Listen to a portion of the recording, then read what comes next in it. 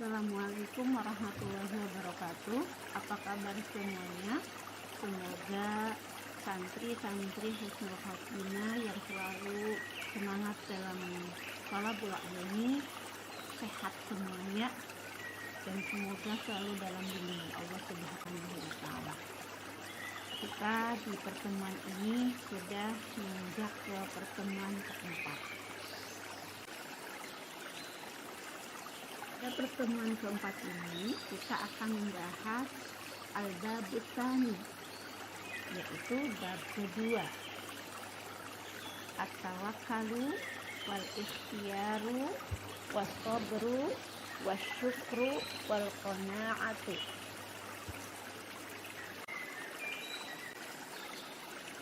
Pada pertemuan keempat ini, di bab 2, kompetensi dasar yang diharapkan adalah menghayati nilai tawakal, ikhtiar, sabar, syukur, dan qanaah sesuai perintah syariat.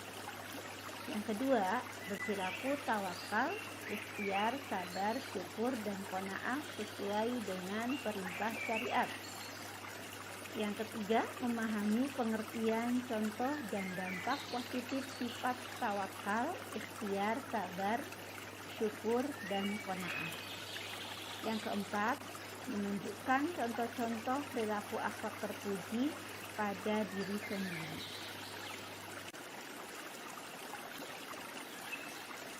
Pembahasan yang pertama adalah at-tawakkalu. Dalil yang menguatkan tentang pembahasan pertama adalah qala ta'ala a'udzu billahi minasyaitonir rajim. Bismillahirrahmanirrahim. Wa tawakkal 'alallah innahu huwas samiul 'alim.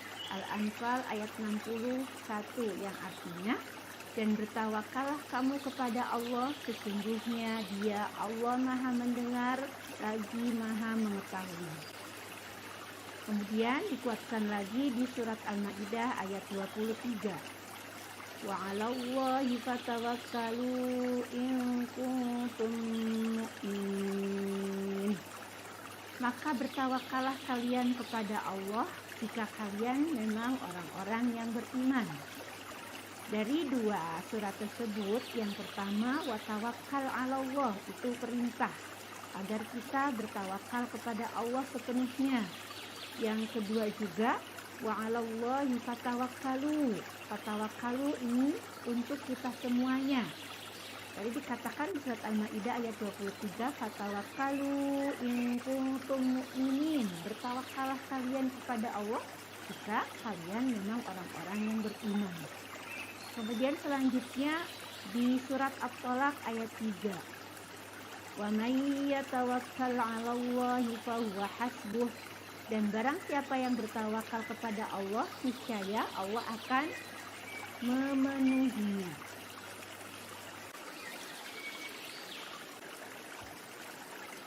Pokok yang pertama adalah ta'rifut tawakkuli, pengertian tawakal.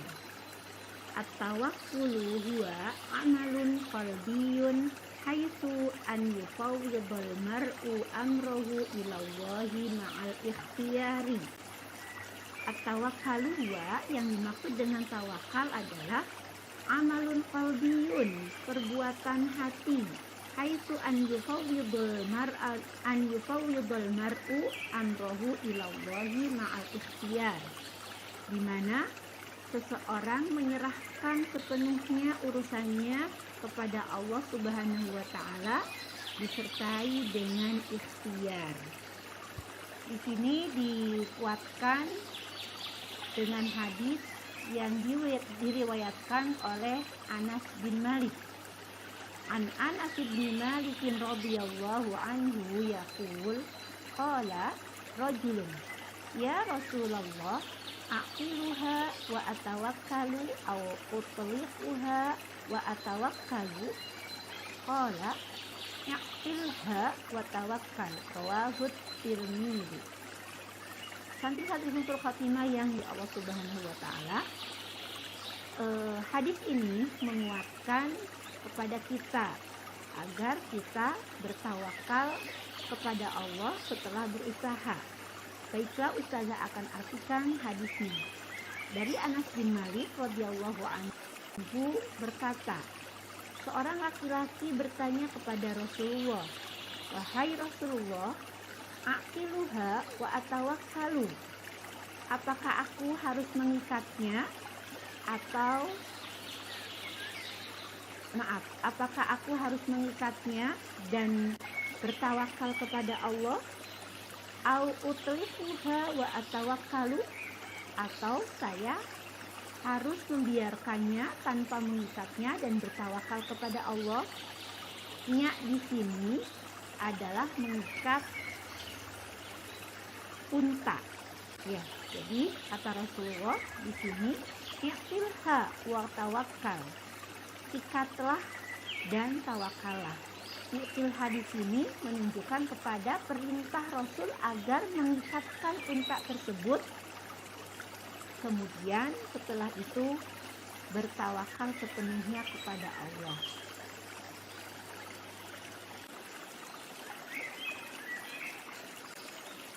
Selanjutnya bagian B, marohilut tawakkuli. Tahapan-tahapan tawakal. Yang pertama, al-ma'rifatu bi rabbi wa sifatihi. Mengetahui tentang Robnya dan sifat-sifat Robnya. Yang kedua, isbatul asbabi wal musabbabati. Meyakini akan adanya sebab musabab. Yang ketiga, subutul qalbi fi tauhidillah. Hatinya mantap dengan keesaan Allah. Ya'timadul qalbi 'ala Allah. Hatinya pun kuat akan keberadaan Allah. Husnuzani billahi. Selalu berbaik sangka kepada Allah Subhanahu wa ta'ala. Istislamul qalbi lillahi, dan menyerahkan sepenuhnya hatinya kepada Allah Subhanahu wa ta'ala. Dan yang ketujuh, at-tafwid, menyerahkan penuh urusannya juga kepada Allah Subhanahu wa ta'ala. Asbabut tawakkuli fil qalbi. Sebab-sebab hati kita bertawakal. Yang pertama, al-yaqinu bi annallaha huwa rabbil qadir. Kita yakin bahwa sesungguhnya Allah Rabb yang maha mampu atas segalanya. Yang kedua, al-ilmu bi fadilatit tawakkuli. Mengetahui tentang keutamaan tawakal. Yang ketiga, al-i'tirafu bi annal insan dha'ifun. Kita mengetahui bahwa sesungguhnya manusia itu adalah makhluk yang lemah. Selanjutnya bagian dal, min amsilatit tawakkuli 'ala Allah. Contoh-contoh tawakal kepada Allah diantaranya, hinama yahriku Namrudu Ibrahim alaihi salam, yaitu ketika Raja Namrud hendak membakar Nabi Ibrahim alaihi salam. Faqala, maka Ibrahim pun berkata, hasbunallah wa ni'mal wakil. Cukuplah Allah yang menjadi penolong baginya. Fanasarahu wa huwa qala, maka Allah pun menolongnya dengan berfirman di surat Al-Anbiya ayat 69. Ya narukuni bardaw wa salaman ala Ibrahim. Wahai api, kuni jadilah kamu bardan wa salaman, jadi dingin dan dapat menyelamatkan Ibrahim alaihi salam.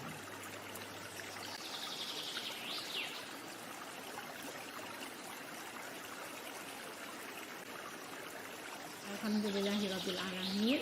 Pertemuan keempat akidah telah selesai, yaitu bab 2, pembahasan tentang akhlak terpuji yang membahas tentang tawakal, ikhtiar, sabar, syukur, serta qanaah. Yang tadi kita bahas di pertemuan keempat ini adalah tentang tawakal.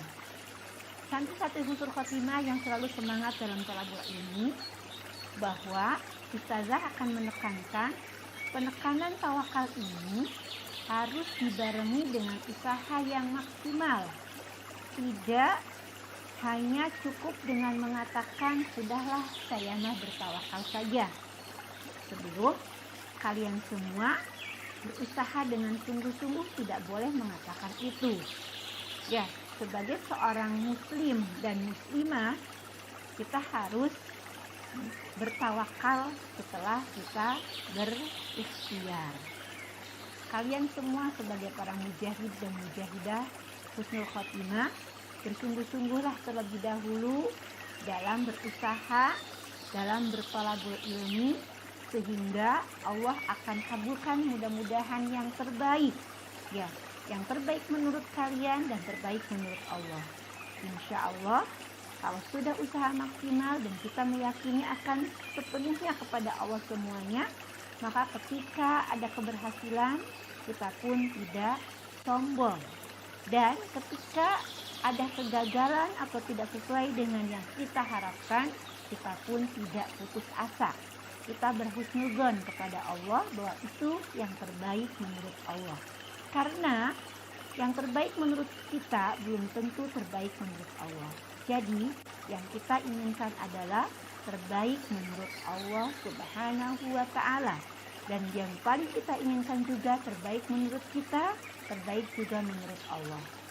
Ya, para mujahid dan mujahidah semuanya, bersungguh-sungguhlah dalam thalabul ilmi dan ingat, kita punya Allah yang maha segalanya. Assalamualaikum warahmatullahi wabarakatuh. Ma'an najah lakunna jami'an. Ilal liqa.